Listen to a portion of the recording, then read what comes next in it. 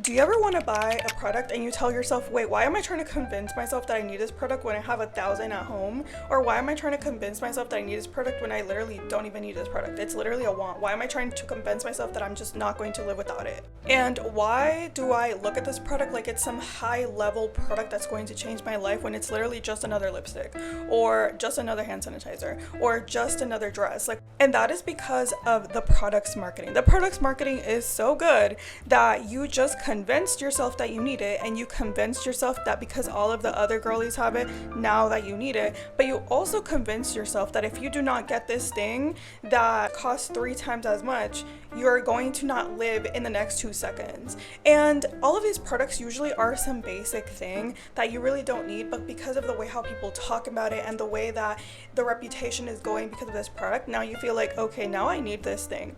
It can literally be a hand sanitizer. You know, there's a lot of pretty cute hand sanitizers from like Bath and Body Works, and now we have Touchland, right? Like these cute, innovative like hand sanitizers almost with. But we can literally buy that hand sanitizer at our nearest like Walmart, and it costs like $1. Why are we trying to convince ourselves that we need this thing that's way more expensive that we can get at Walmart for $1? And that is because of the neuromarketing.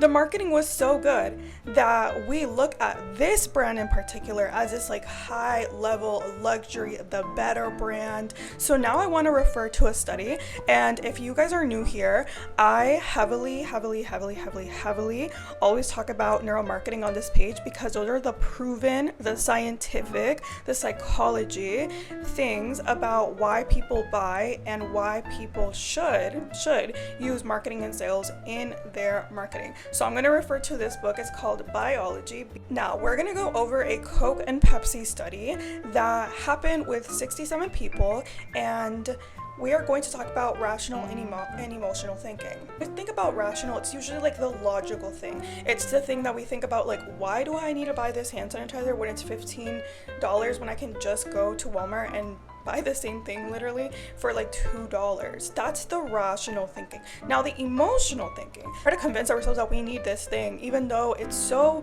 overpriced. It's because of overconsumption. Maybe it was because of influencer marketing, because our favorite influencers started using it, and all of these things that we're really trying to convince ourselves that we literally need this thing. Well, that is exactly what happened in this study. When people were asked, hey, do you like Coke or Pepsi more?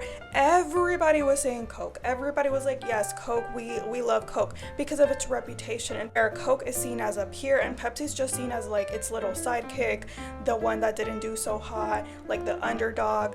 But when they were told to be blindfolded and were told to taste them, why did everybody choose Pepsi? Why did everybody choose Pepsi?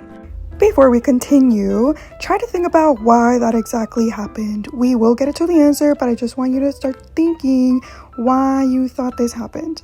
They tasted, and when they actually thought logically, they were like, well, no, actually this one's actually better. But when they were told what the products were, all of a sudden because of Coke's reputation, now everybody swayed that way. And that is exactly what happens with a lot of these product-based businesses, that because they are seen in this like almost top-notch brand, it can literally be like the most basic lipstick ever, but because of its name, because of its reputation, because of its marketing, you look at it as a luxe, a very cute, everybody needs it right now, but it is not something that you actually need. You're just convincing yourself that it is like high level and you need it because of your irrational thinking, your emotional thinking, because of that one influencer that got it.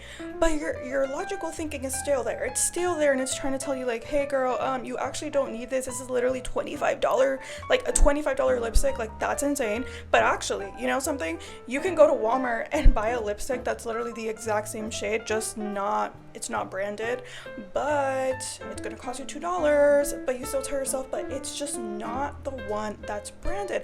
And this is why neuromarketing is so amazing, and I love working with clients, because these are all the things that we think about when we start working with them in their marketing, in their content, their launch strategy, their social media, because all of these things matter. I just want to know, honestly, do you guys have any like brands that you've almost like convinced yourself to buy, or you did buy because you were influenced because of the brand, because of your favorite influencer that told you that this works so good, and you kind of justified the price because of your influencer? Would love to know in the comments, you guys. Anyways, bye.